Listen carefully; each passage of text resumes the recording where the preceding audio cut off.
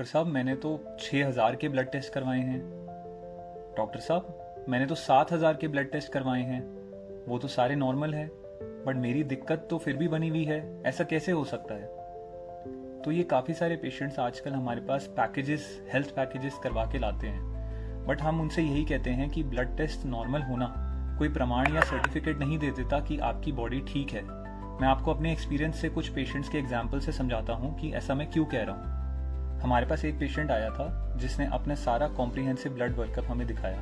वो almost normal था, CRP slightly elevated सा था, बट पेशेंट को खांसी था, बलगम था, बुखार था और उसकी तकलीफ में आराम नहीं आ रहा था। एंड जब हमने एग्जामिनेशन करी पेशेंट को, डॉक्टर ने देखा उसे, तब हमें पता चला कि उसकी पसलियां चल रही थी, छाती कम काम कर रही थी, उसकी ऑक्सीजन की कमी तक आ गई थी, लंग्स फेल हो चुके थे और उसका फाइनल डायग्नोसिस निमोनिया निकला।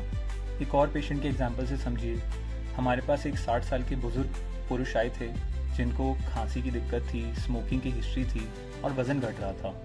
बट ये सब चीज़ें उन्होंने ब्लड टेस्ट कराने से पहले किसी डॉक्टर को नहीं दिखाया या बताया, और उन्होंने जब ब्लड टेस्ट करवाए वो सारे नॉर्मल थे।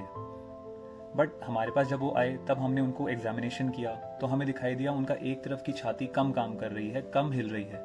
हमने उनको और प्रॉपर्ली एग्जामिन करके देखा तो उनके यहाँ पे एक लिम्फ नोड या गिल्टी भी थी।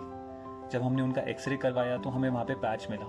जब हमने CT स्कैन करवाया तो हमें पता चला कि वहाँ पे गांठ है जिसके लिए हमने बायोप्सी करी और वो लंग कैंसर निकला। एक और पेशेंट का एग्जाम्पल देखिए, उनकी भी ब्लड रिपोर्ट्स नॉर्मल थी, बट पेशेंट को फिर भी सांस फूल रही थी। उसके अलावा उसने और कोई तकलीफ के लिए कभी कोई चेकअप या डॉक्टर को नहीं दिखाया। बट जब हमारे पास आया, हमने उसे प्रॉपर्ली एग्जामिन किया, हमने देखा उसकी दिल की धड़कन बहुत तेज चल रही है, हमने उसका SpO2 देखा, यानी कि हीमोग्लोबिन के साथ आपका ऑक्सीजन कितना जुड़ा रहता है, वो ऑक्सीजन की मात्रा भी कम थी।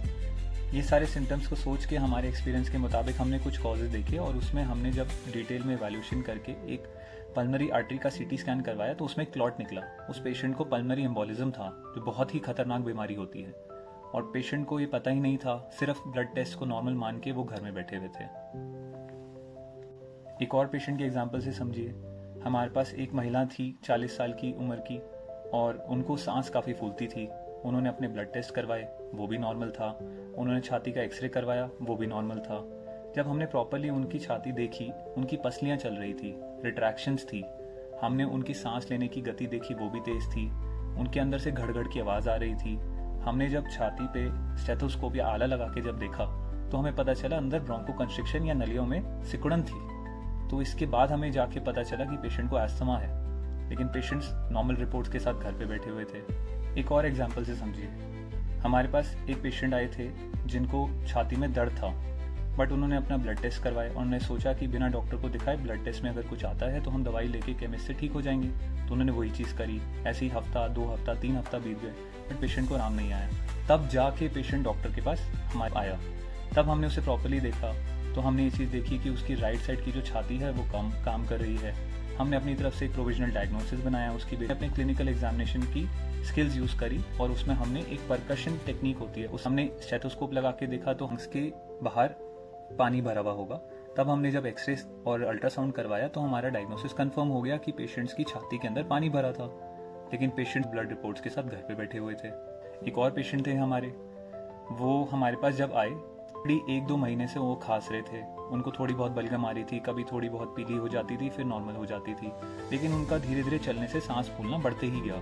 शुरू में उनको जीना चढ़ने पे सांस फूल जाती थी या तेज चलने से सांस फूल जाती थी।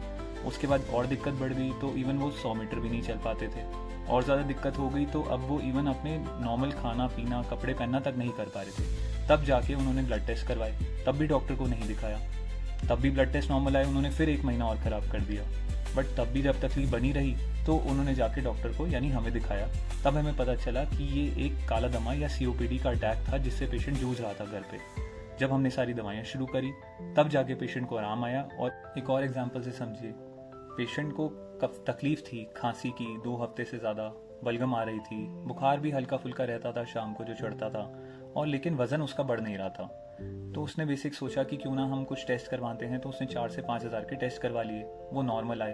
तो उन्होंने जाके सीधा केमिस्ट को बताई और केमिस्ट ने एक दवाई दे दी। तो इससे 1-2 महीने उसके और ख़राब हो गए। बट जब वो हमारे पास आया, हमने उसको प्रॉपर्ली एग्जामिन करा तो हमारा डायग्नोसिस सस्पिशन था कि वो ट्यूबरक्लोसिस है। फिर हमने फर्दर प्रॉपर्ली उस डायरेक्शन में इन्वेस्टिगेट करा और फाइनली उसका डायग्नोसिस TB आया। आज वो 6 महीने की प्रॉपर ट्रीटमेंट के बाद वो भी बिल्कुल ठीक है। इन सारे पेशेंट्स की कहानियों से आप प्रॉपरली समझ पा रहे होंगे कि ब्लड टेस्ट के भरोसे हम आंखें बंद करके नहीं रह सकते, और ब्लड टेस्ट केवल आपके ब्लड के अंदर क्या चेंजेस हो रहे हैं वो बताता है।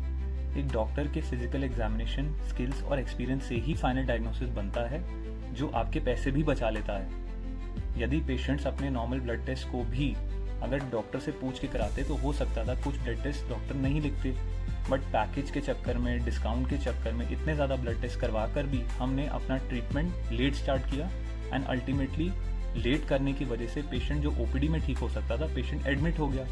एंड हमें पता ही है कि ओपीडी का खर्चा और एडमिशन के खर्चे में एडमिशन का ऑब्वियसली कॉस्ट ज़्यादा होती है। तो हम जितना हम लेट करते हैं या बाईपास करने की कोशिश करते हैं डॉक्टर के चेकअप को, हम अपने आर्थिक नुकसान ही बढ़ा रहे हैं। तो मेरे इस वीडियो का बनाने का यही उद्देश्य था कि हम ये समझा सके कि हमारा जो डॉक्टर्स का एक्सपीरियंस होता है, हमारी जो एग्जामिनेशन स्किल्स होती हैं और जो हमारी हिस्ट्री टेकिंग की स्किल्स होती हैं, वो आपके बहुत पैसे बचा सकती है। तो प्लीज़ अपने डॉक्टर के पास जाके अपना फिजिकल चेकअप करवाइए। फुल बॉडी चेकअप का मतलब ब्लड टेस्ट करवाना नहीं होता।